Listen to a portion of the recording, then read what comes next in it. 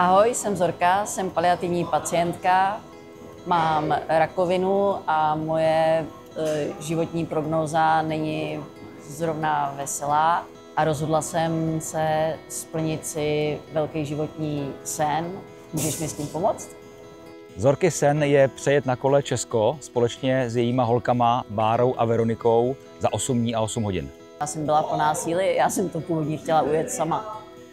Ale můj zdravotní stav se začal zase zhoršovat, takže jsme se domluvili s mýma dcerama. Dneska už je jasný, že oni pojedou většinu té trasy. Pro mě kolo je uhelný nepřítel, takže je to pro mě velká výzva, ale není to nic, co se nedá překonat.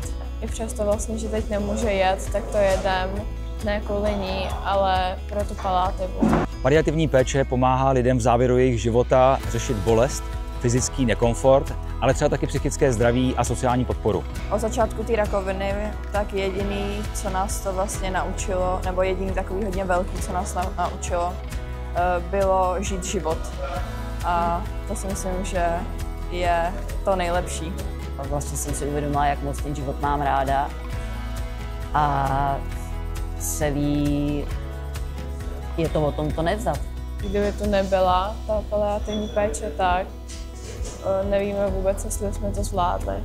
Cestou potkáme 17 hospiců. Pro ně a organizace, které se věnují paliativní péči, chceme vybrat 10 milionů korun.